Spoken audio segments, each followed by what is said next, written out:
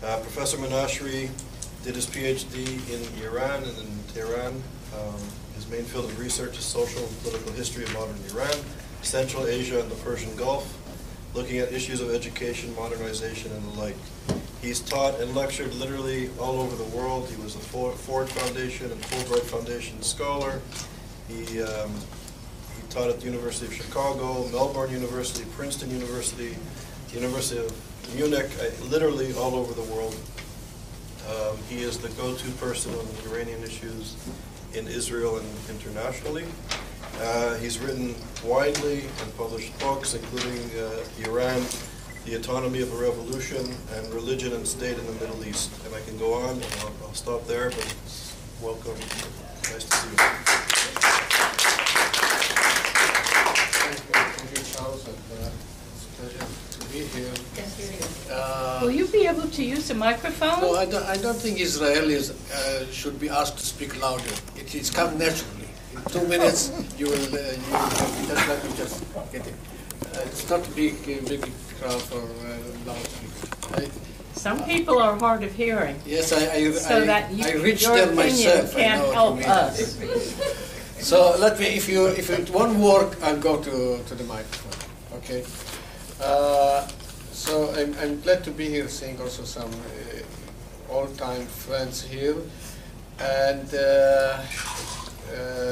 following what Charles has been doing with his study of anti-Semitism. Although my field is not really anti-Semitism, but what we see in Iran with the leaders of Iran, it's I think that the leading country in denial of Holocaust. So what else do you need to label government as being anti-Semite or anti-Zionist or anti-Israeli? All of them are together. So it's very difficult to make the distinction between when anti-Zionism ends and anti-Semitism comes in, because it's very difficult to convince me what is the difference between the two. So how you can convince the crowd, the people in the streets of Tehran, when they go and state death to Israel every day. So what, they would be lover of Zion or lover of the Jews. It's very hard to believe. But my topic today has to do with Iran, Israel, and the Middle East, and looking from the aftermath of the recent cycle of violence between Israeli and Hamas in the Gaza Strip. Let me begin with Iran, and because often enough I get the impression that it's not sufficiently understood in the West after 33 years of Islamic revolution. And I still believe that many people don't really understand what is the essence, what is the meaning of the Islamic revolution in Iran. What was the intentions? Why did people join Ayatollah Khomeini and went to the streets to Tehran? Because if you don't understand this, it will be difficult to understand what's going on in Iran and also in the Middle East. When I stepped in, today it's very dangerous to speak. You give a talk somewhere, and then after a few years, someone comes to you and gives you a quote from what you said. This gentleman here brought me and said, I have to ask you something about your lecture with the American Jewish Congress, it was? The World Jewish Congress. World Jewish Congress. 2009, March 1st. Okay. I forgot it, but you reminded me with documents. And I was afraid that he's going to tell me where did I go wrong.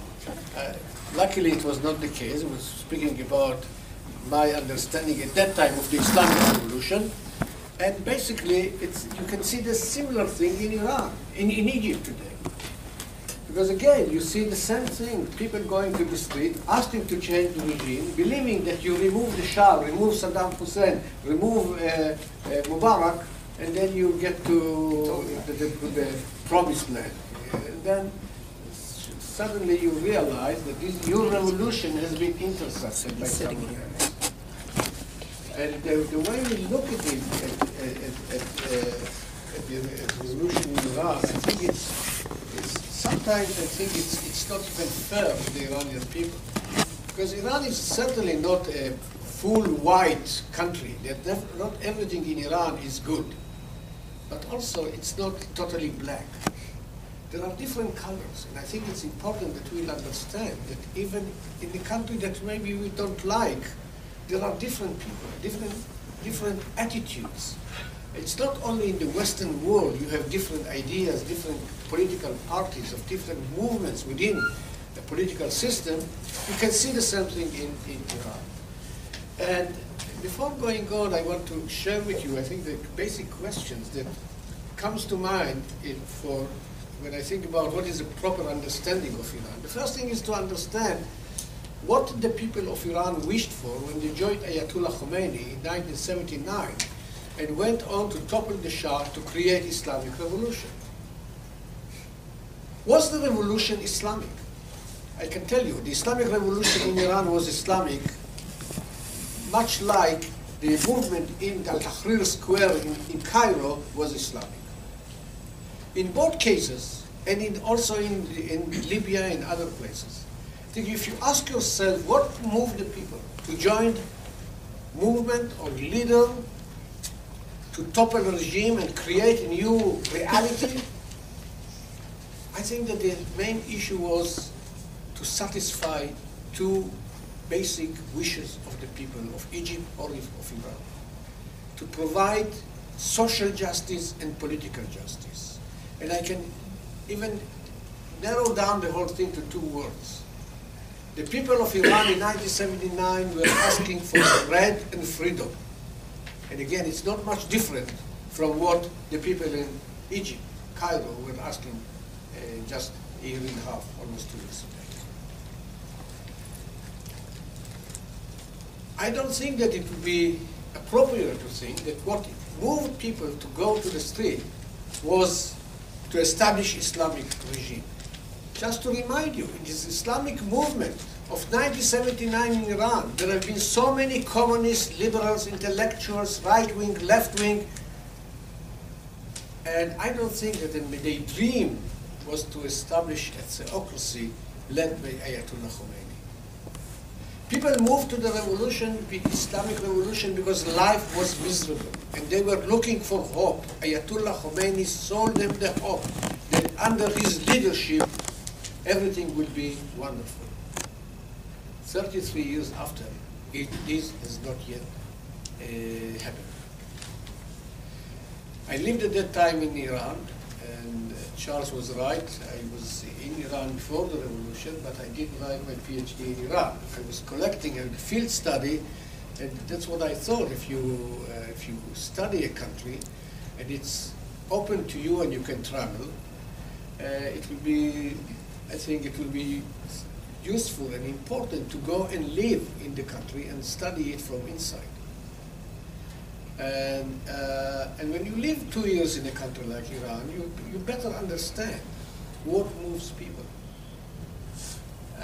You come closer to their culture, to their history. Today I'm saying it because I see today that there are so many, I'm an old timer, you know, it's not,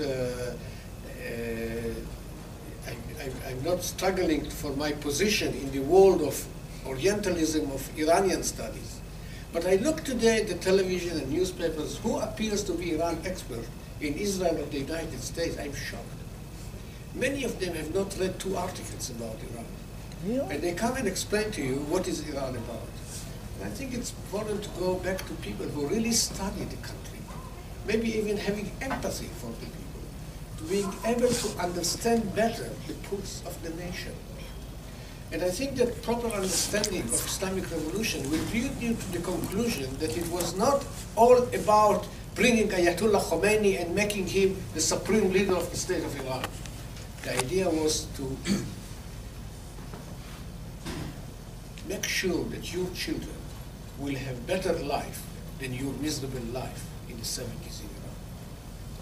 Then the second question is, to what degree this ideology of this revolution is Islamic?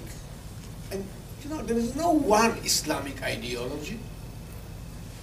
They are all Muslims, but there are different tendencies, different understanding of religion.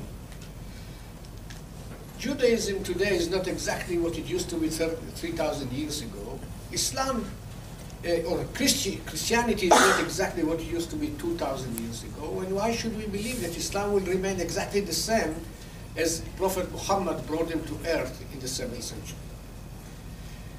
We live today as a religion, not by what is religion, Judaism, Christianity, Shinto, Hinduism have been in the past, but by our understanding today of the principles of the religion of the past.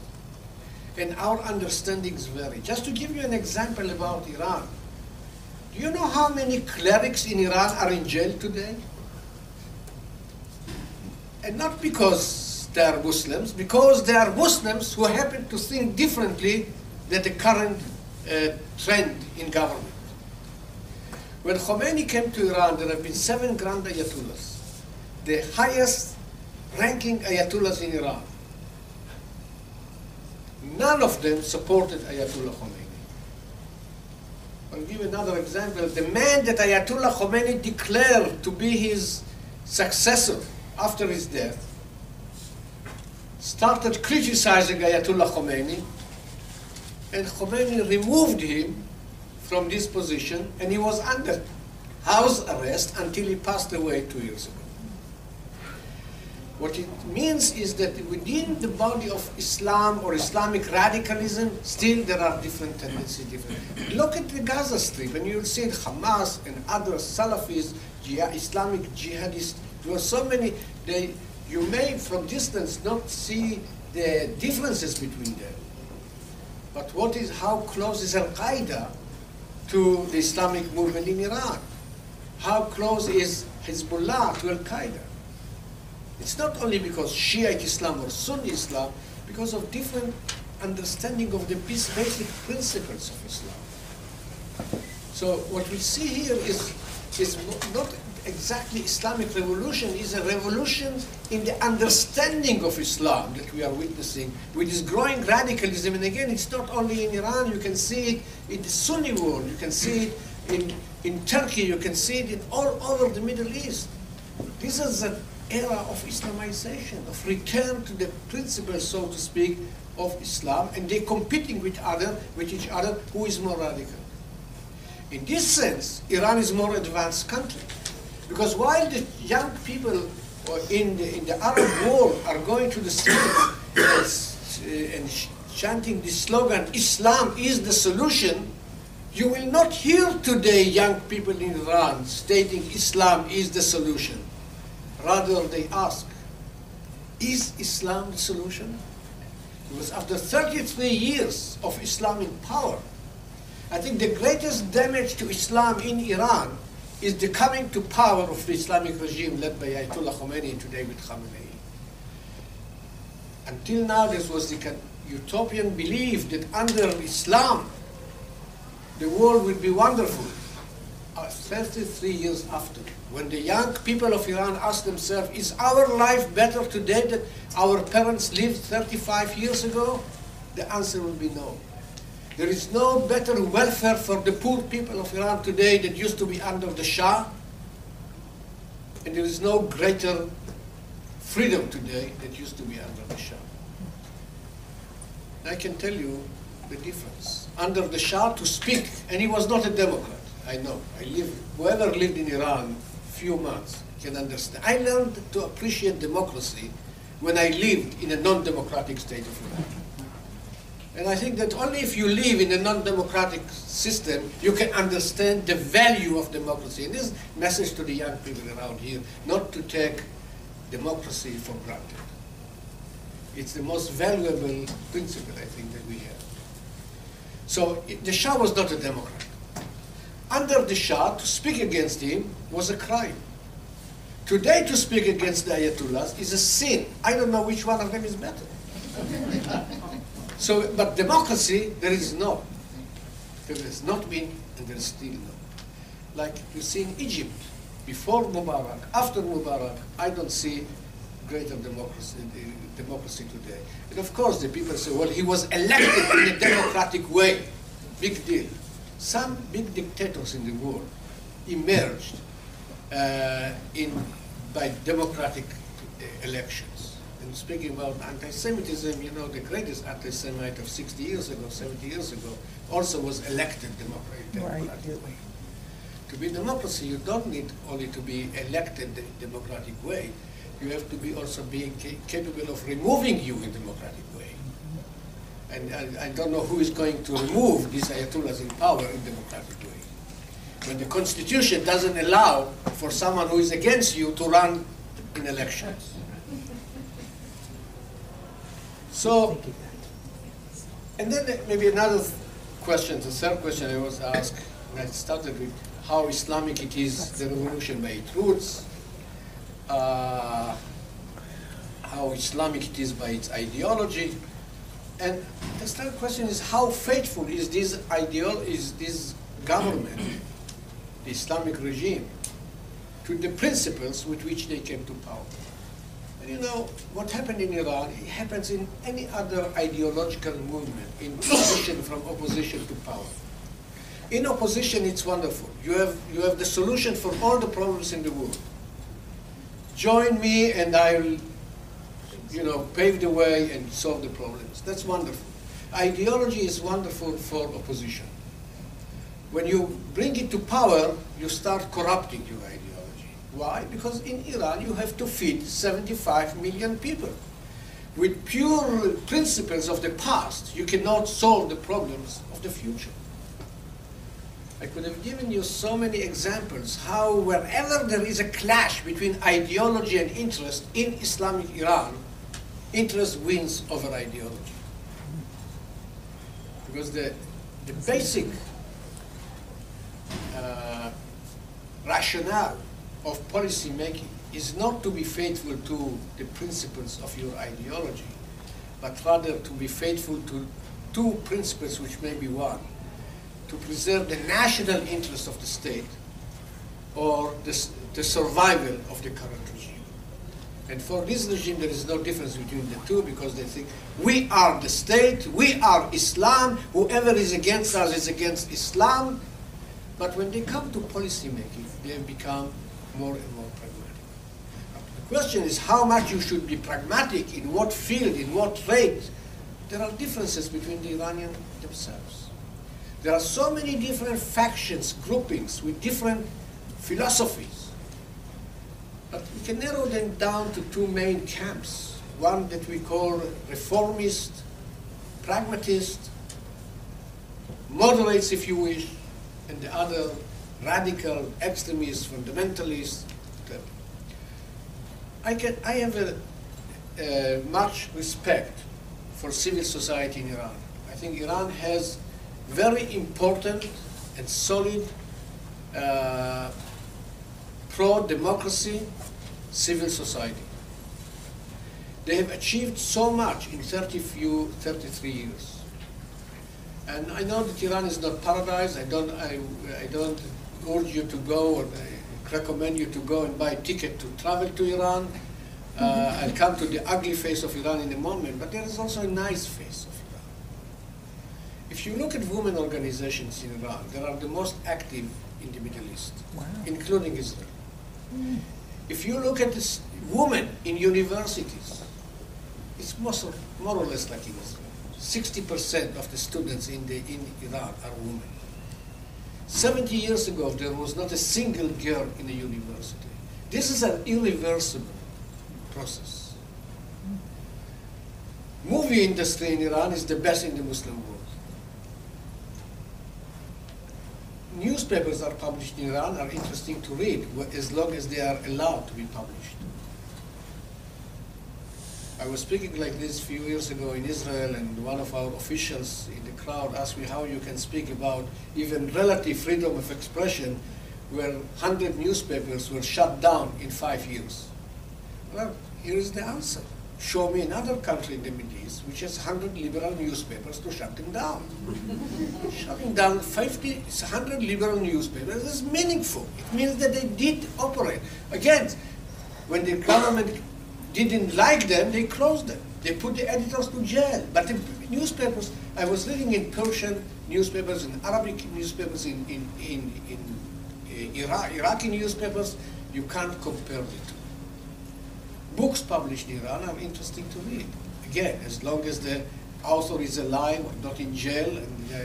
But I'll give you a title of a book published in Tehran by one of the students who occupied the American embassy, which was faithful to Ayatollah Khomeini. One of the radicals of 79, he writes a book in 2000 and says, the title of A Fascist Interpretation of Islam, complaining in his book that the Islamic regime is fascist.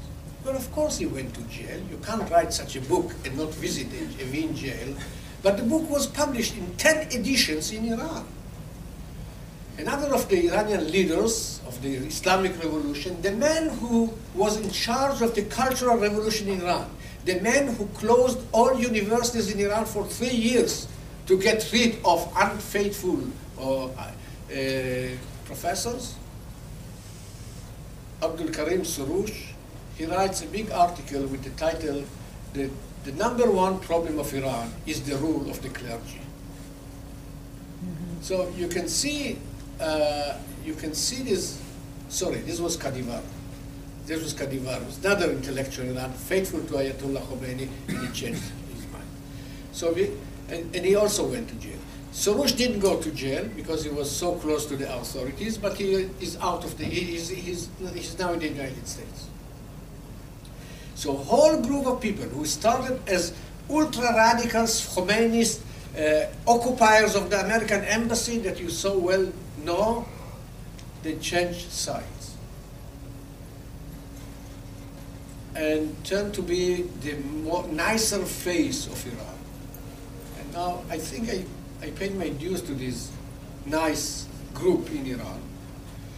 And again, it is not that Iran is a democracy, but there are some periods of impulses of democracy. I was speaking about with a friend of mine from one of the Iranian universities. We have a forum of meeting for many years now, meeting with professors from different countries of the Middle East, including Iran. And he told me that, I asked him about this dichotomy between free expression and suppression in Iran. You speak up and you go to jail. And he told me, you know, they tell you in the West that there is no freedom of expression in Iran. That's not true. We have freedom of expression. What we don't have is freedom after expression. Right. So the thing about it is deeper than it sounds. The Iranians speak up, go to jail, and come out and continue the struggle, or leave the country. So what else I can say about these nice people? The problem is that they don't have any share in deciding the policy of the country. Because all power is in the hand of the other group, the radical, extremist, fundamentalist, who have three major elements of power. One, they pretend to speak in the name of God. You know, it's very good when you wake up in the morning and face your people and tell them exactly what is the will of God. I don't know, they SMS, they email, they fax. They know. Well, we have some of them in Israel, so it's not, we shouldn't be surprised that there are people who claim to speak on behalf of God. It's very powerful in traditional society because people are devoted to Islam. And when they have these Ayatollah speaking the way they speak, it has its influence. Now, this is one element of power, claiming or speaking in the name of God. Now, if God is not enough, or it should be enough, just in case he is not on guard, they have the Revolutionary Guards and the army. So if you are a revolution, you have the support of God and the support of the army, what else possibly you need to survive? Well, there is another thing of which they have plenty. The determination to fight for their power and to crush any opposition. And they have done it again and again, including in 2009, when students went to the street after being cheated in the elections, and they have been suppressed. And I think you saw these pictures on your screens.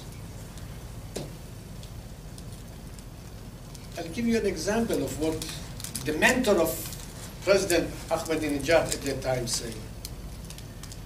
While the military was crushing the young revolutionaries or anti-revolutionaries, This man, Ayatollah Mesbah Yazdi, on a Friday sermon, he said the following sentence, and I think which is, whoever is a Muslim, this is a blasphemy. He said that whoever thinks that Islam is religion of mercy does not understand Islam at all. And this Ayatollah Mesbah, Grand Ayatollah Mesbah Yazdi, that people think he is the mentor of Ahmadinejad, continues and says, Islam is a religion that dictates to us to cut the heads and the tongues of people who speak or act against us. That's the mood of this movement. We are Islam, and whoever is against us is anti-Islamic, and he is doomed to be killed. Recently, one of the bloggers in Iran, a young Iranian man, was basically, he found dead in jail. I don't know, they killed him, they executed him, no one knows, but his mother gets a call from Aviv jail and asking him, come and take you the body of your son. That's the way it goes. Think about right of women in Iran. Have you heard about stoning of a woman? Do you know what kind of death it is that everyone goes and throws a stone until how hours after hours this woman struggles and then she's dead? And I wonder, where is your media? Where is the conscience of Western civilization when these kind of violations of human rights, violation of women's rights, children's rights occur in Iran? The only thing that they can do is to blame Israel for whatever Israel does or they don't do. And I don't want us them to make, concessions to us, criticize us, that's fine. But what about looking somewhere else? That's what I keep saying.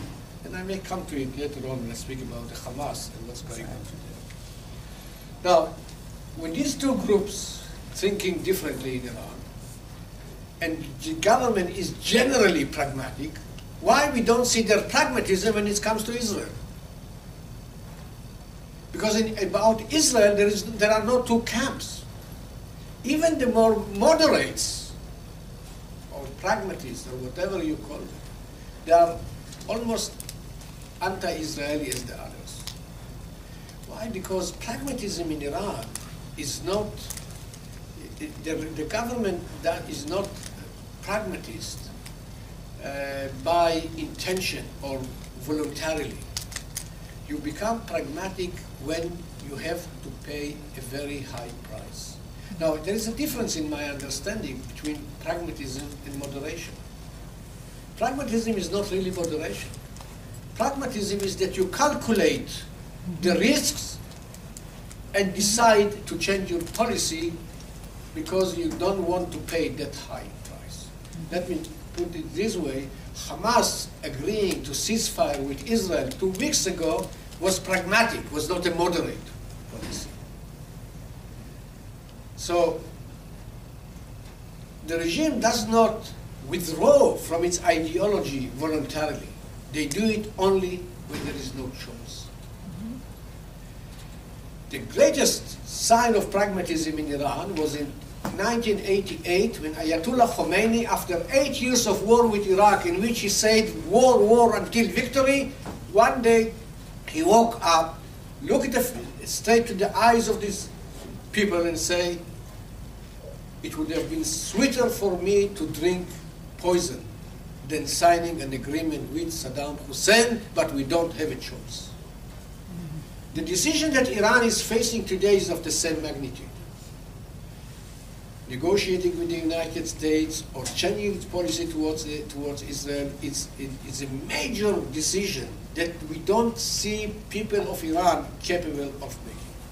The people of Iran who want to change their policy towards Israel don't have the power to do so, and those who have the power don't have the will. But generally speaking, we see in Iran the ideological animosity towards Israel, but at the same time they have pragmatic reasons to struggle against Israel. Here we don't see any conflict between ideology and interest. Ideologically, they are against Israel because they believe that this war is not on boundaries, it's not political, it's religious, between the good and the bad. One of them must be destroyed for the other to survive. Judaism is religion, is not nationality. Jews don't have the right to have a state of themselves. Certainly not in the Middle East, of course not with Jerusalem as its capital.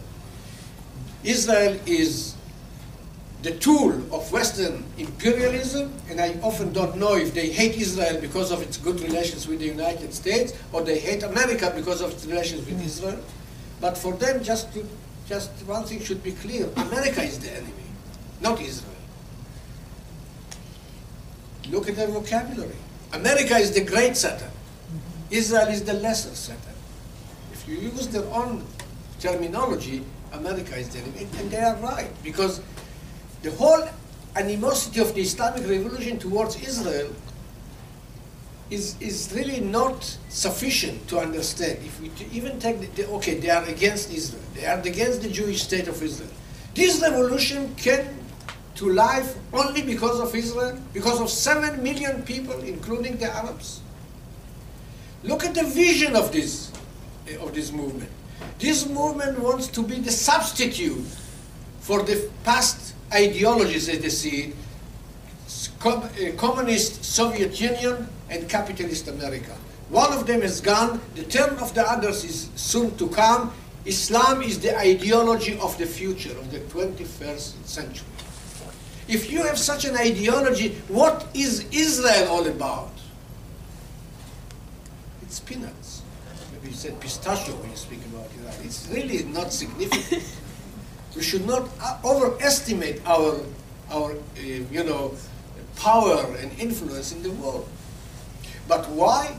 They hate us so much because it's convenient. Whenever you want to divert public opinion from misery at home, you raise the flag of Jerusalem.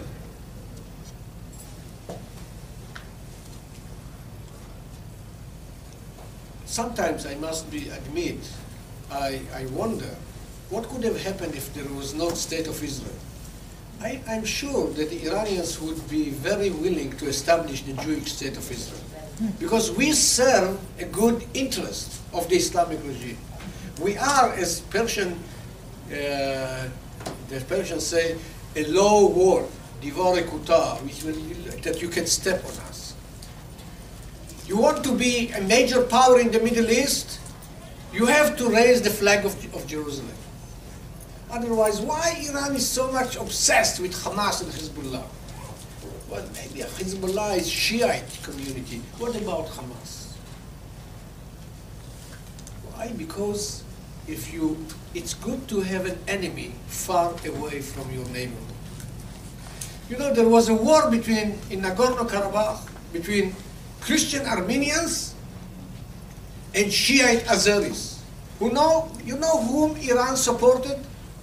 Iran supported Armenian Christians in their war against Muslim Shiites. Why? Because it was their interest in their borders. Armenia, the Christians, are not their enemies. The Azeris, because Iran also has of 20 million Azeris in their own country. So you can see all over the borders of Iran. But when it comes from far away, it's convenient because they don't pay the price. Well, they pay hundreds of millions of dollars to arm the Hezbollah and to arm the Hamas. But Iranians are not killed on our borders. They are willing to fight until the last Palestinian. That's very convenient. You don't see them sending their children to fight. And they're doing it because of their interest. So, if you have such a situation that there is no negation between ideology and interest, this animosity can grow. Now, what can be done? I didn't mention the nuclear issue because I think you read so much about it all over, and I don't think I have to go into it. It's a major problem. I don't know how much time I have. Let's say about one thing about the nuclear issue. Iran going nuclear is bad. And no, I'm serious, because I'm going to say something else. So I wanted to know that I think that everything should be done to prevent such a radical ideology to keep, on the other hand, nuclear weapons. It is bad because of this combination of intention and capabilities. We can live with countries that have nuclear power. We can live with radical regimes, but combining both of them is very crucial. It's not, I think that, it's not good even for the people of Iran to build the nuclear facilities in such a secrecy in an area that is prone to earthquakes. No, Charles mentioned my travels in the world in search of ilm, of knowledge. So I've been 6 months in Japan. If there is any nation in the world that is mindful of the eventuality of earthquakes, it's the Japanese. I remember I was at the University of Waseda, one of the best universities in Japan, Tokyo. The first thing that they gave me when they gave me the key to the apartment was instruction, how you survive earthquake. Where is the whistle, and where is the light, and what you do, and where you hide. And this Fukushima tragedy that happened in Japan can certainly happen in a place like Iran, and they are not that protected. And then imagine what could have Gaddafi, what would have he done if he had nuclear weapon a year ago? What was Bashar al-Assad would have expected to do with nuclear weapon? This regime is not a paradise, even without this kind of tools. And I think that having nuclear weapon in the hand of a country like Iran, and let's have no mistake, Iran is after nuclear weapon, not after nuclear energy for peaceful means. They have, alongside one plan, they have another plan. And so it is very bad. My problem is that we in Israel have made the Iranian nuclear plan as the exclusive problem of Israel. We speak so much. I don't know, our politicians, they speak day and night about Iran, Iran, Iran, Iran. And the more you speak about it, you give the impression to the world that this is your problem, and it necessarily should have a solution with a trademark made in Israel. Everyone, when I travel and give lectures, when Israel is going to attack, I must admit that I benefit from it. I've been invited to Downing 10, to meet with the Prime Minister, to other presidents, ministers. Everyone is, at the end of the day, they ask, do you think Netanyahu will attack? What do you think, what is the... My answer is that there are two types of people. Those who know the answer will not tell you, and those like me who don't know the answer, you better don't ask them. But the obsession that we have, speaking about Iran, gives a false impression that this is the problem of Israel. And already told you, this is not the problem only of Israel. This is the problem of the Western civilization. This is the problem of Saudi Arabia, Egypt, Turkey, and the Middle East. It is also the problem of Israel. And I was wondering why Saudi Arabia, for example, stated that they might consider allowing Israeli Air Force to use their airspace to go and attack Iran. Don't do us a favor. Don't go give us the right to fly over your territory. Go and do it yourself. You are scared to death. Go to WikiLeaks and see what they think about you. So I think that we should be more careful in the way we speak. And I give you another example. I was probably one of I think the first in Israel who did like the term existential threat. Not because I think Iran is not a serious threat to Israel, but I think that giving them the credit that we are afraid and we are scared to death, it is not appropriate. And it's also sending a wrong message to my children, that Iran is going nuclear. If Iran is an existential threat by the Israeli government testimony, and Iranian regime wants to destroy Israel, so what what would logic dictate? Move to New York. That's what we don't want. Not because New York is such a bad place, because we want our children to stay in our country. And this statement send wrong messages to Tehran and to our children. And I'll tell you what will be my answer to Iran.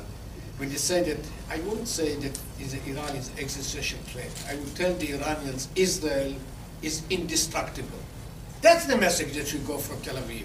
Not that we are scared today. And even now they are sitting there after what Hamas suffered, and you read in the Iranian newspapers and all the Muslim world that Hamas won. I don't know this definition of victory.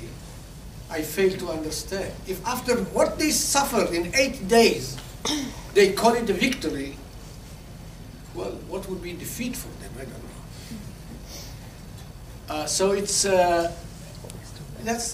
we should be more careful. And I think that what I don't see in Israeli policy is that what we are so good, or believed to be so good at, to be more sophisticated. You know, in 1967, when the Arab countries lost the war in 6 days, actually it was not 6 days, it was 6 hours. Our Air Force destroyed all their Air Force, and that paved the way to tremendous victory. The closest person to the president of Egypt, Hassanin Haikal, was close to Nasser, was asked by a journalist, what was the reason of the Arab defeat? You know what he said? And I like this answer because he said that while we were playing backgammon, the Israelis were playing chess. 2 games that was originated in Iran. So they know something about the one and the other. And that was referring to the sophistication and the creativity of the Israeli mind. I don't know where it is today. You know, when you go to, what is the slogan of the Mossad? You should conduct your wars cunningly, shrewdly. And that's what I'm looking for, more cunning shrewdness. But stating this kind of Ahmadinejad is Hitler or existential threat doesn't solve the problem. A few years ago, 6 years ago, I was invited to the General Assembly of the Jewish organizations in Los Angeles. And Bibi Netanyahu was there together with another speaker, your friend Erwin Kotler was there. He's a great speaker. I think at this stage he was even better orator than Bibi Netanyahu, which is a wonderful speaker. And Bibi came there with his mantra, ladies and gentlemen, the year is 1938 and Iran is Germany. I had the misfortune to speaking in a session after him, together with the chief of his, he was the head of the National Security Council and the head of his closest advisor to Bibi Netanyahu, Professor Uzi Arad. And I started my talk saying, ladies and gentlemen, the year is not 1938 and Iran is not Germany. I think that equating Ahmadinejad with Hitler doesn't do good for us as Jews. Because in my lifetime, Nasser was Hitler, Arafat was Hitler, Gaddafi was Hitler, Saddam was Hitler, and now Ahmadinejad is Hitler. So what I'm going to tell my children, what was Nazism all about? If you have 6 Hitlers in 60 years, we should keep the memory of history separate from any politics that we know. Let's keep the Holocaust in a different sphere. I don't think we should use it that many times. And I was so happy to read a couple of weeks ago in Israeli newspaper interview with Elie Wiesel, in which he said the same thing. I know that Dershowitz is having different attitude, Erwin Kotler is having a different attitude, because when you speak about Hitler, people know what it is. People understand. But I prefer, as a teacher, to make them understand in different ways. Now, what can be done? Already, before I go to what can be done, let me say something about this current phase of violence. I think that what happened in Gaza a few weeks ago was, unlike many Iranians who believed that it was Hamas victory or Iran victory, it was a victory of the spirit of the people of Israel. Life continued. I'm not a big hero, I must admit. But I was invited to give a talk south of Beersheba, just the weekend in which this violence took place. And the organizer asked me, say, are you coming? It didn't even cross my mind that I won't go. And then I was telling my wife, they asked if I'm going. I said, yeah. I said, yes, I'm coming. She said, I'm coming with you. We went there, and on the way, we have silence going on. We had to get off the car, going to the side. But life continued in Israel, more or less. But no, many people were in the shelters, and after the silence was calling us. They went to places to defend themselves.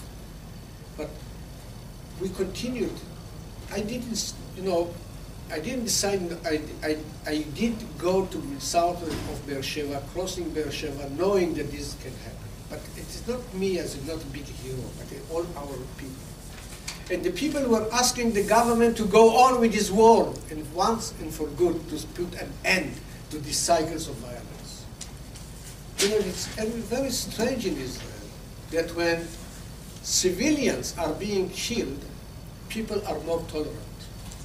But when the army, where our soldiers are being killed, the people are losing their tolerance. This is not the natural way, because the soldiers are trained and they are the people who get to defend the country. But here in the Jewish state of Israel, when soldiers are being killed, we don't want them to go be killed. There was pressure on the government not to send the troops in, not because even those who are against the Hamas and against the Palestinians, all are against, but who are really against them, were rethinking not to set our troops. I'm head of a college, and there was professors and students are asking, why won't we close the university, the college, for a few days? And the decision was not. I had to take the decision. You know what I did? I called my daughter-in-law and asked her, is my grandchild going to school tomorrow in the same Tel Aviv area? She said, of course he's going. Then I said, would it make sense to close a college or university when kindergarten children are going to continue that? They continue their activities. And our Iron Dome really has done a wonderful job. And it's giving us relief and understanding that we can defend ourselves. Not that it's nice, if no one wants to live under such realities. But I think Israeli people show their spirit because they are capable of going into a longer this kind of war, attack from the north, attack from the south.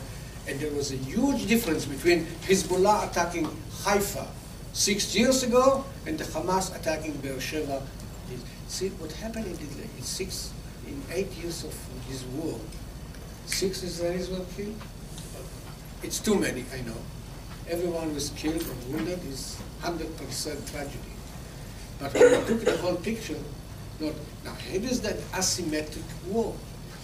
Israelis are trained, educated, and I know that's not what the world think, not to kill civilians.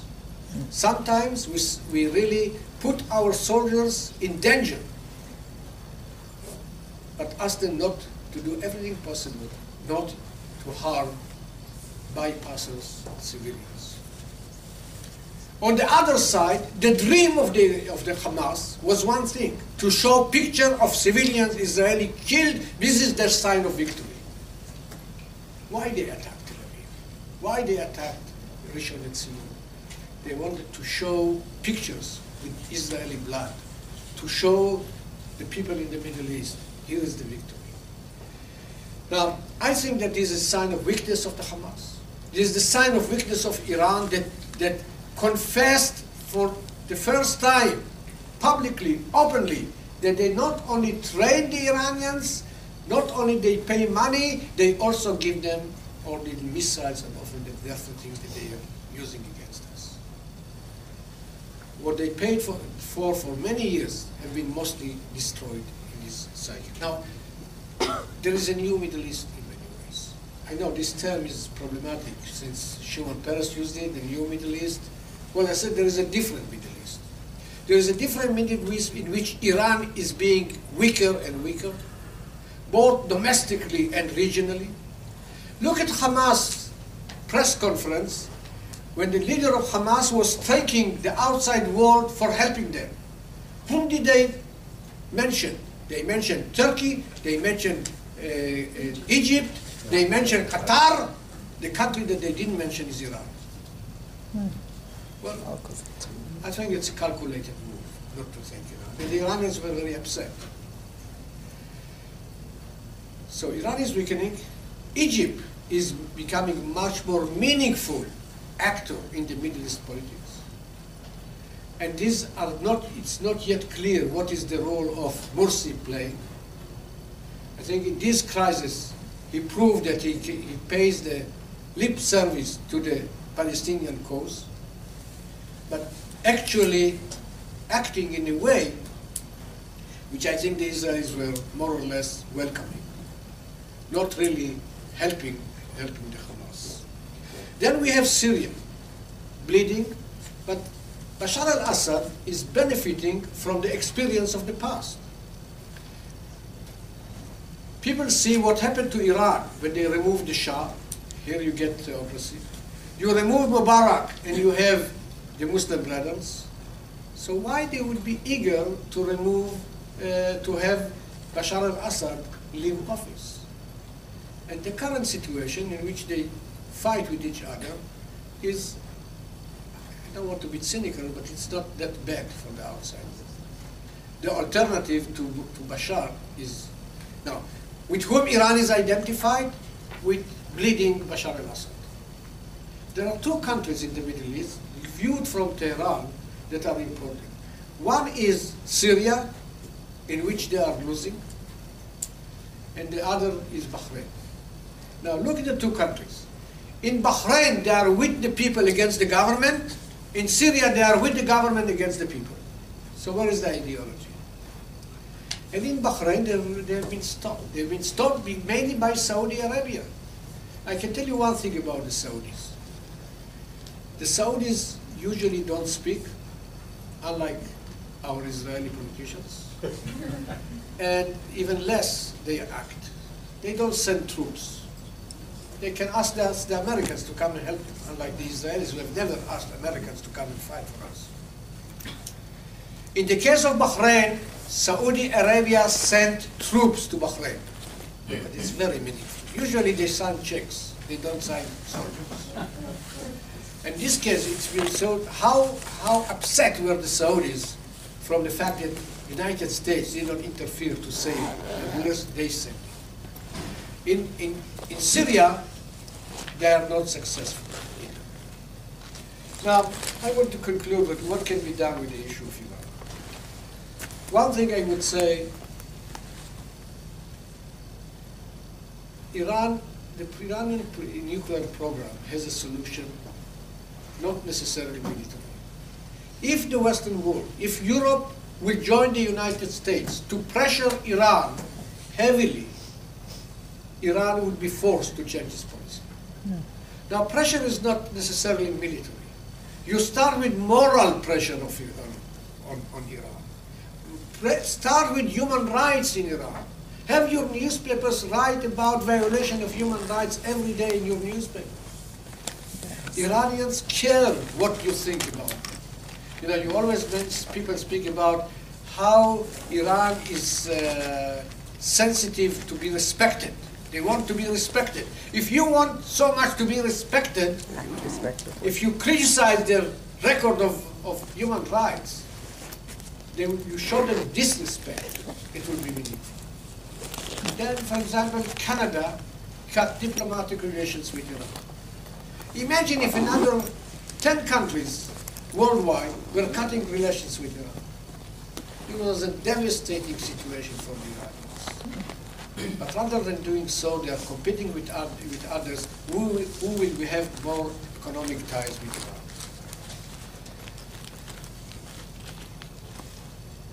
Then you have economic pressure, and you could see the impact of the economic pressure. Iran today is extending hand to speak with the Americans. It's not secret. Probably there are already going on negotiations between Iran and the United States. The tragedy until now was that whenever Iran was weak and was asking for some negotiations with Iran, America did not accept. When the United States wanted negotiation, the Iranians didn't accept. I think that today we are in a good position if which both the United States and Iran are weak.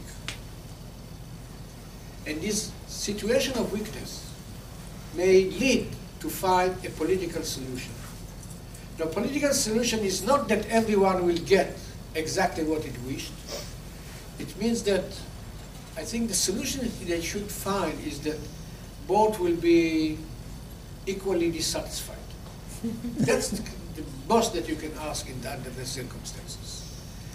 But I think that the re-election of Obama and the fact that Iran is weak may lead to serious negotiations that I think we are already in this process, and this will give the Iranian regime another 6 months to decide. What it takes for the West and the United States is to show determination.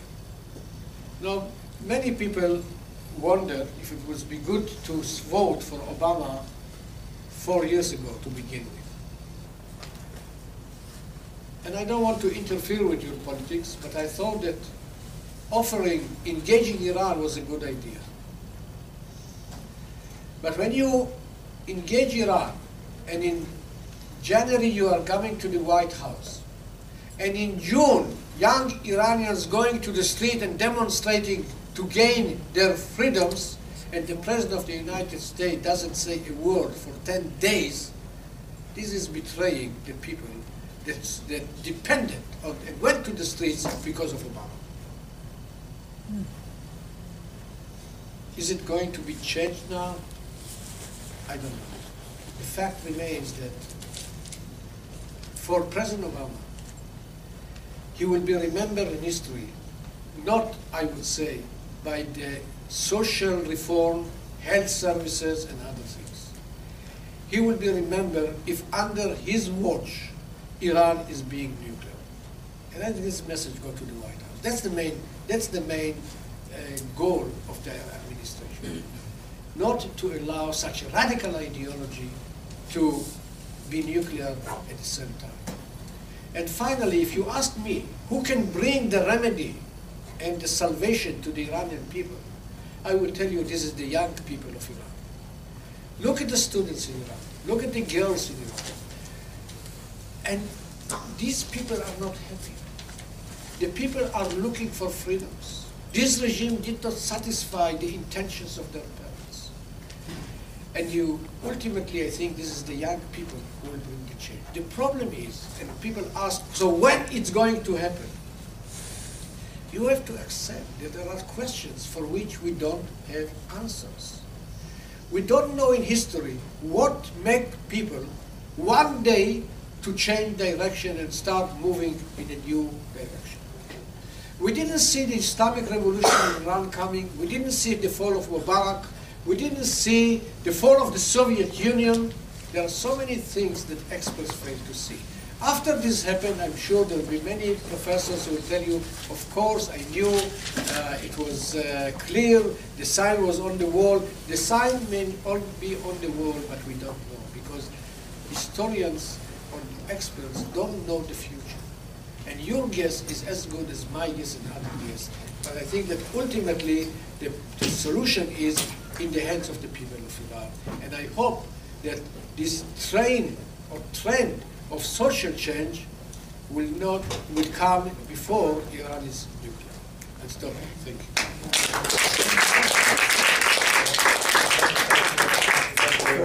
So we're going to have a Q&A session. I'm going to start off with a try and challenge you with a quick team. You say how Obama will be remembered what happens with Iran, if Iran gets a bomb or not. Fareed Zakaria, a journalist, a prominent journalist in the United States, and intellectual, public intellectual, has consistently been sending trial balloons on behalf of Mr. Obama. So he sends ideas out into the media, he's a PR expert, to test the waters on all sorts of issues. He's a close associate with Obama.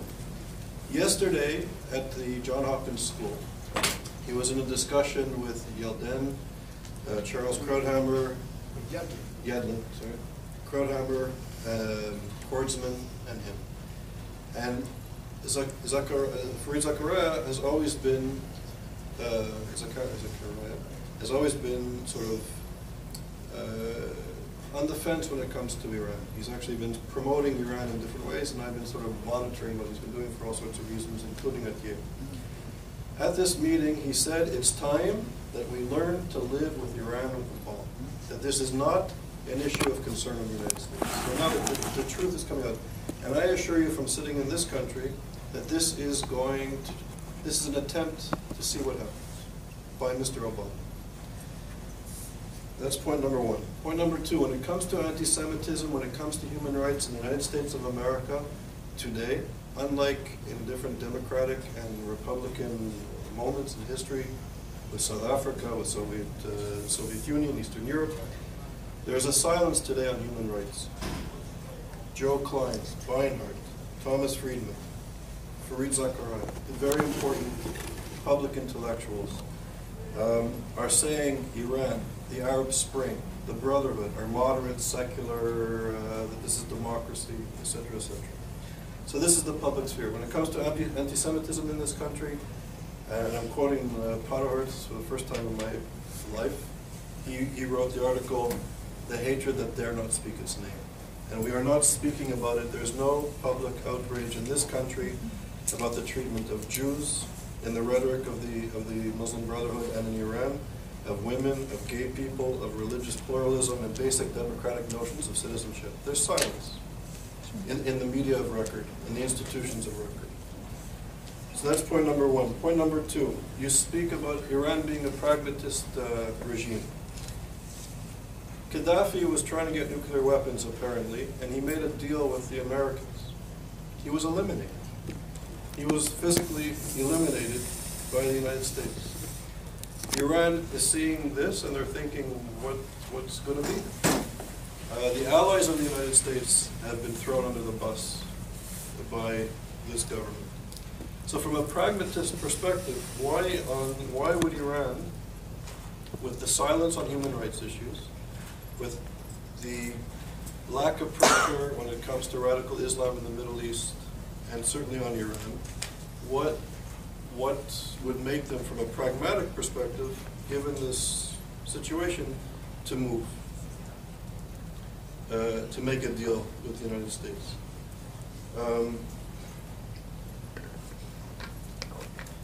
And I just wanted to say also, so from Gaddafi, pragmatism, and I think when Bush, after 9/11, was very strong, the Iranians tried their best to be on very good terms with the United States, and they were well behaved for a few years on many issues, Afghanistan, Iraq, etc. When there was pressure on them from the United States, they behaved, I think, very pragmatically, as you say. But now there is no pressure. And I would just like to say a quick word, not comparing what happened to Hitler, but if we look at globalization, there's tremendous dislocation. States are crumbling. There's now a whole new area of research looking at failed states. This is due to neoliberalism. There's all sorts of reasons why states are failing, and radical Islamists are filling the vacuum and providing goods and services and hospitals, education where the state used to provide, health care, food subsidies where the state used to provide and give hope to people. The Islamists, the Brotherhood, and others are doing this. The Nazis rose to power with tremendous marginalization, and they gave white Europeans hope for a better future, for a better economy. And this is happening now in the Middle East, and there is no other alternative that I see coming to the rescue of these marginalized people. And we in the West are no longer holding out either another economic alternative and certainly not human rights. We're silent. So from an Iranian regime's perspective, where I think they've been, given a free pass. If I was the Iranian regime and I'm building my nuclear weapon program, I would continue. So if the regime is pragmatic, given the silence on human rights, and it's not going to change tomorrow in this country, what would be the impetus for Iran to really give up its weapons program and become a better citizen of the international world? Let him answer, then take more questions. It's a lot. Well, I'm trying to briefly.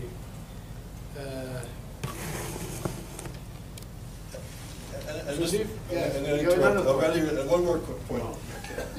And I agree with you. You said there's a difference between the notion of free elections, and they were fair and open elections, but they weren't democratic elections.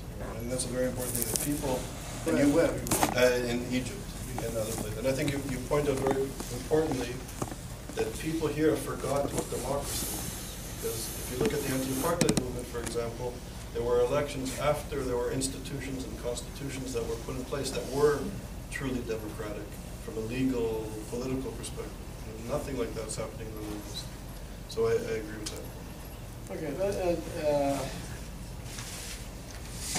Would it be possible to live with Iran as a nuclear state? I think that it's not new, his attempt to say that it's not the end of the world. I think it was a few months ago, students in Columbia University had their journal had questions to many Iran experts, and they also asked me to write short kind of op-ed about will it be possible to live with Iran, which is nuclear? And I think there have been many scholars say it's okay. Well, it's easy to say it's okay when you don't live in the Middle East. When you live in the Middle East, I am concerned, and I tell you, no less than I'm concerned for Iran, I'm concerned for Pakistan. It's another country that it's not really fun to see this kind of regime holding nuclear weapons. But they didn't target Israel, so we don't in Israel obsess with it. But Iran is every day saying that to Israel, of course it is a problem. Would it use that? Usually I don't make predictions, and Charles, you know that I hate to go into predictions. I was trained as a student of history, and I don't know what the future would be. But it will be.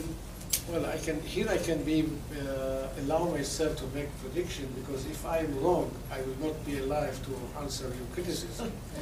But I think that Iran going nuclear, Iran is not going to use it. Because they should be very crazy, and they're more stupid than they are, to use nuclear weapon because they know what it takes. There will be no Iran if they play with these toys. And I think this is something that they know. But there are in Iran several apocalyptical kind of people that for them to be killed is a kind of inducement. They want to be killed. So what big deal if you kill them? But I think that the government, by and large, is not subscribed to this kind of idea that your intention is to be killed. But I say the thing that I don't want to live in Israel, in the Middle East, where a country like Iran, ruled by this ideology of nuclear weapon.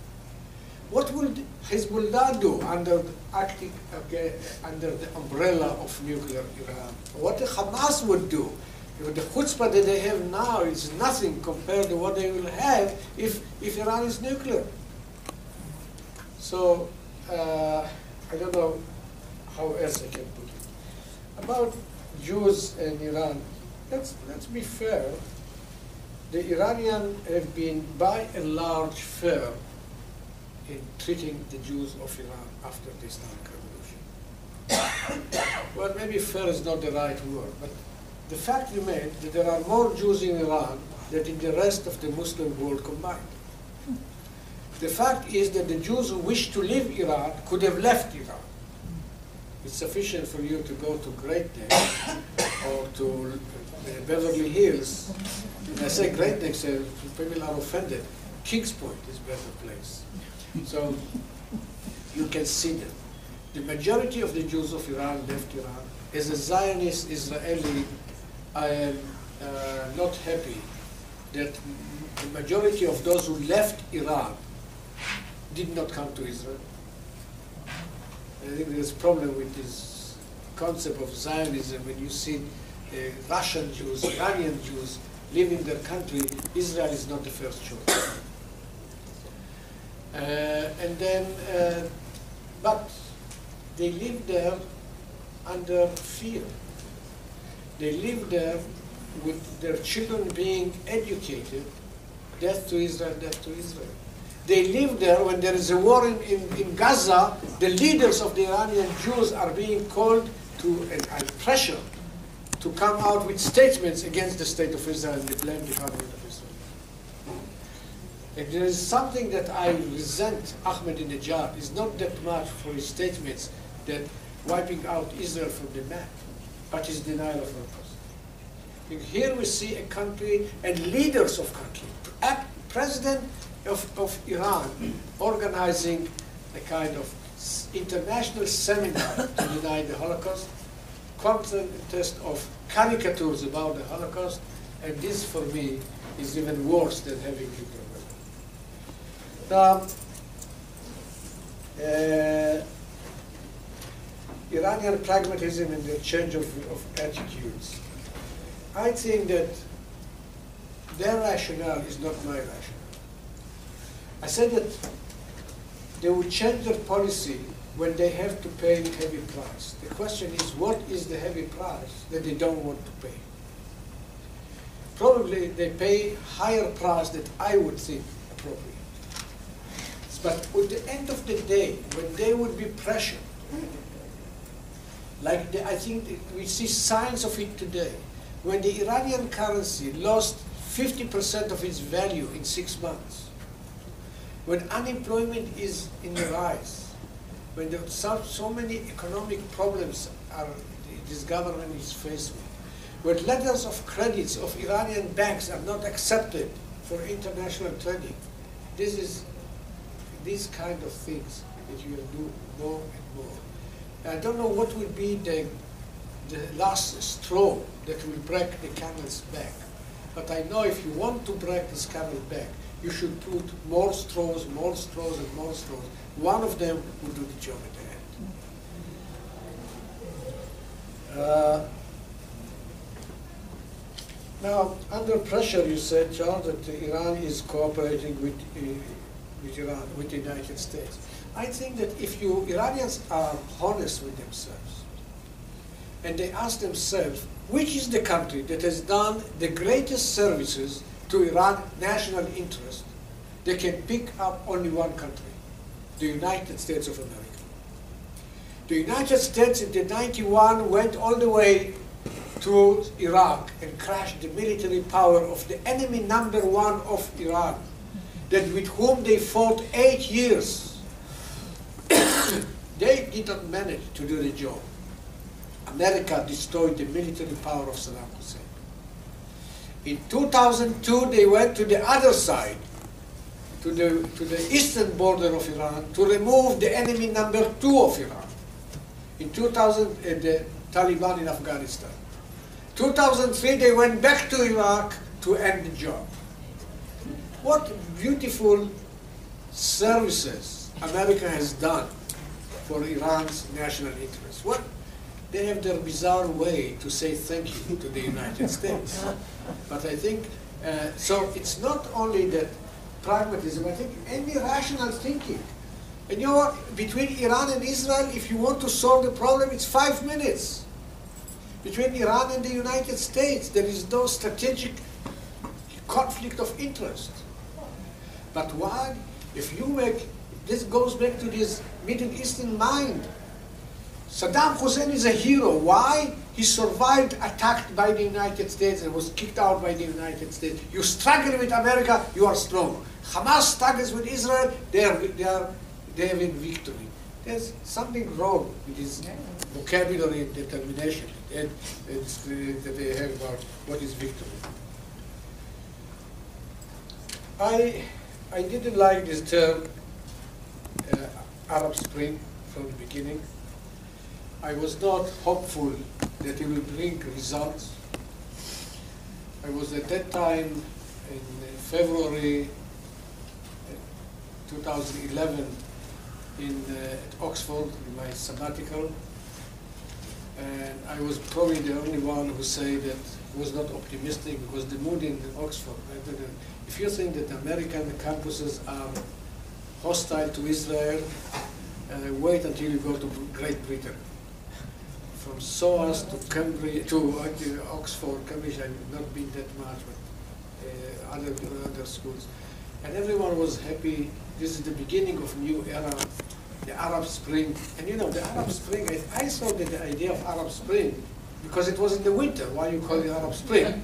The Arab Spring, for me, it was the spring of Europe in 1848. That's the reason to call it Arab Spring.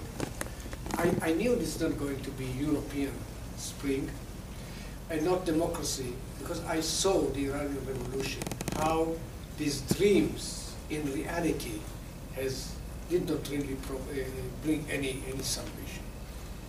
And when I said that people making comparison between Iran and Egypt, they say, you know, there is only one thing that they have in common, clearly, that one cannot argue.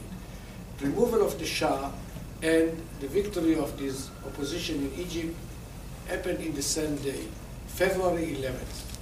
Rather than that, you cannot do in history any comparison. Democracy will not come out of it. And unfortunately, as you can see, other people, organized groups, are coming in and buying the support of the people. And these Islamists, and I had to make comparisons, but we have some religious parties in Israel, they are living from the misery of the people. Because people really want to have better life. And I'm not sure that these movements in the Muslim world, they want really to elevate people, to get them out of this. And I think that modern society, and I know my friend Mrs. Nina Wiener is here, she founded the ISGAP, International Sephardic Education Fund. The one way to solve the problem is do what ISGAP is doing, other movements are doing. Try and help people to get out of this cycle of ignorance and poverty. Give them hope, give them future. I don't think that these Islamists want to give better future to their children. They want to keep them in such level of ignorance. And so, like in Iran, they want them to go to university, they don't want them to go to university. And I could say the same thing about the Sephardi religious party in Israel, Shas, that the same problem with them. So I think that the people joining such movements is the belief that this movement will bring them or upgrade them and to new life, to new level. But in reality, they don't do it. And again, I go back to, it's really not that I'm happy about it. With all the money that Iran has, where is the prosperity and welfare for the people of Iran? It's devastating to live in a rich country with poor people. And that's the reality in Iran, under the Shah and today. How you change it, I don't know. One day it may happen, I don't know when. We don't have that much time, so we'll try and take short. I thought it was an outstanding talk, very erudite. I learned so much about, I haven't been in a talk like this in a long, long time to learn about Iran and everything, and you share your knowledge. One thing I was just curious about, I also made the comment about the last comment there, that Halevi from Mossad also made the comment, Israel can live with a nuclear Iran. That's come out more than once. But you didn't talk a lot about the Sunni-Shiite split, although you mentioned it. And what I'm curious about, could you explain, or is there any credence to the idea that Iran is so anti-Israel because it's after the Arab street in the Sunni countries? Let me say about my friend Ephraim Halevi, with whom I share many ideas. Ephraim Halevi is not alone. And I don't speak about the academics. I speak about the military. I think, again, as an Israeli, I am proud to see how almost all the chief officers of the Mossad, of the internal security, of the army, raised their voice on the issue of Iran, actually told the Prime Minister not to go to war in Iran. We don't like it because I don't think they should go public. All these people, like Ephraim Halevi, or Meir Dagan, Yuval Diskin, they know how to speak to our Prime Minister. The door of the Prime Minister, any Prime Minister, is open to them. To go public, it's something else. But still, you don't find many democracies in which the generals will go to the Prime Minister and challenge his decision or what he declared to be his intention. So you may not be happy with this happening, but you look at the half full of the glass, you see democracy in action. Now, I didn't speak much about Sunni Shia because, unlike many of my colleagues, I don't think it's a major issue. At the end of the day, they are both Muslims. And I'm not unaware of the differences between Shiites and Sunnis, but I think that at the end, really the gulf is not that wide. Here is a political contest for leadership of the Muslim world. And Iran is disadvantaged because Iran is a Shiite country. And Shiism are maybe 13–14% of the Muslims. You cannot claim to be the leader of the Muslim world when coming from a minority of 13–14%.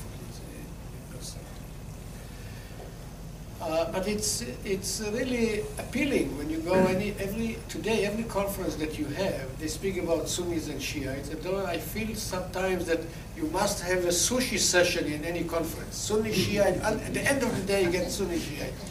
I tell you one thing, my impression is that the Shiites of Iraq, at the end of the day, they are more faithful to Iraq than they are to the Iranian regime, Shiite regime, and the Arabs of Khuzestan are more faithful to Iran than they are to the Iraqis.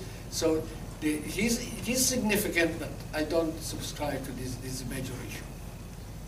Richard and Bruce, quick questions, quick answers. Could you provide some more detail about the apocalyptic concept of Shia Islam in Iran? Well, yes. I must tell you, it's frightening. I'll give you an example from the president of Iran, President Ahmadinejad, who never missed an opportunity to come to the United States. His presidency, every year, the General Assembly of the UN, he's there. Comes shopping. He's shopping. I know he's shopping, not shopping. He's selling his ideas. And 2 years ago, I wrote an article asking the sharks of American journalism, the media, not to interview him because he's smarter than they are. He knows how to change the idea that he went to Columbia University, and you know what statements he made. He came from, after his first visit to the UN as president, 2005, he came back to Iran and was sharing his impressions with an Ayatollah Jannati. He was sitting on the floor and telling this Ayatollah about his trip to the UN. And this is I know that you go to the YouTube or whatever, you found my lecture there, you can find Ahmadinejad as well. And then he said that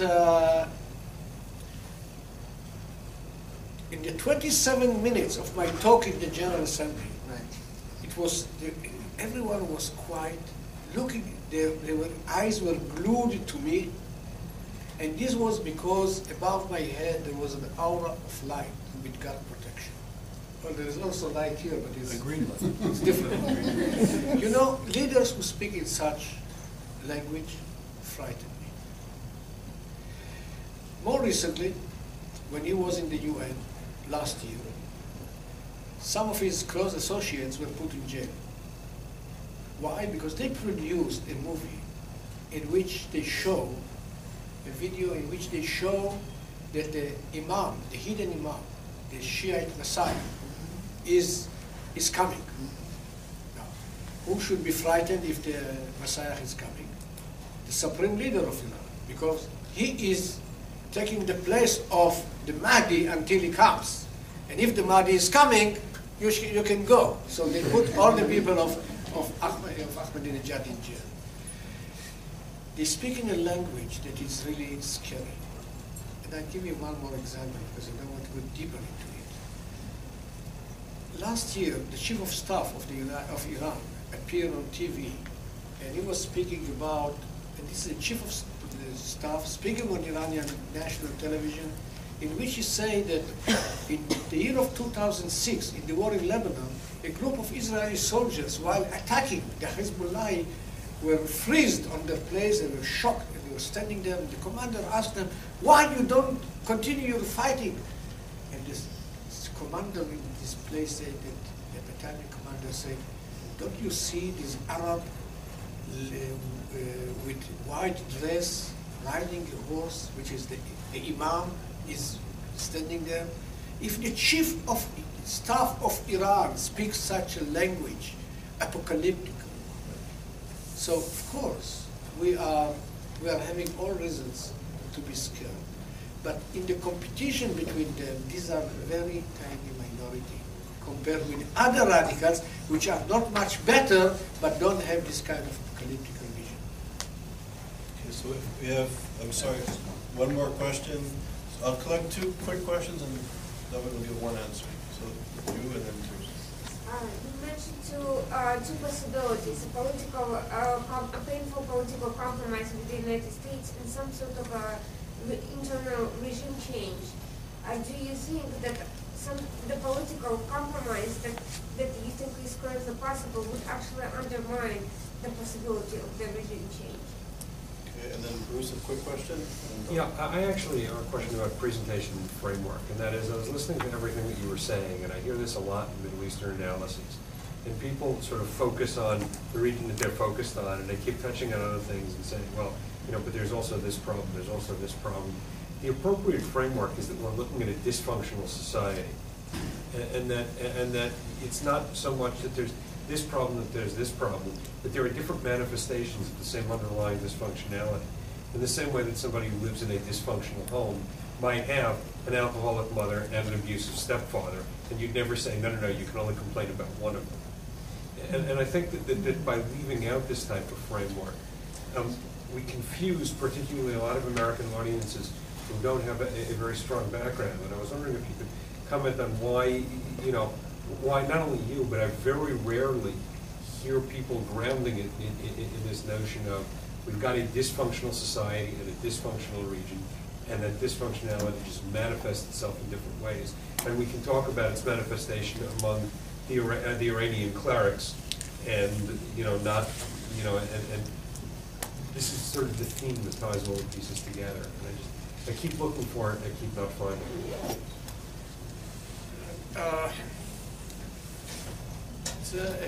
It's a good way to look at it. I think that with dysfunctional systems may remain in place for a long time. The fact that it's dysfunctional, in your view, doesn't mean that the people in the villages of Iran look at it at the same time. Here there is the satisfaction of having a clerical rule. Islam is powerful. Islam, if you are a Muslim, a devoted Muslim, you'll be very happy. This is an era of the power of Islam. At the same time, I would say it's a weakness of Islam. Look at Europe. Look at Muslims in Europe. And it's a new era in the self-confidence. So the people who sit in Iran and are being brainwashed by what is, in my view, insignificant, may not be convinced easily to set against a government which is God-given or religious legitimacy And I don't think that I think that there is some kind of gap between realizing that the situation is bad and being capable of changing it. And to be able to change it, you need also a viable alternative ideology that doesn't exist. You don't have a leadership that that you can say, well, this guy are going to pave the way. So I agree that this is a dysfunctional society, and much of the problems of the Islamic regime are the results of the Islamic regime of Iran. They cannot go back and say the Shah was bad. There is a generation in Iran who don't know who was the Shah, for God's sake. Maybe 75 of the people of Iran were not born when Khomeini came to Iran. So there is a limit how much you can use it. But the ideology plus the determination to fight for their power, they suppress the people. And they put it very clearly. And it's also a lesson that they told Bashar al-Assad. And they said, we are not going to let them, the opposition, to do to us what we did to the Shah. And that they learned the lesson of the Islamic Revolution.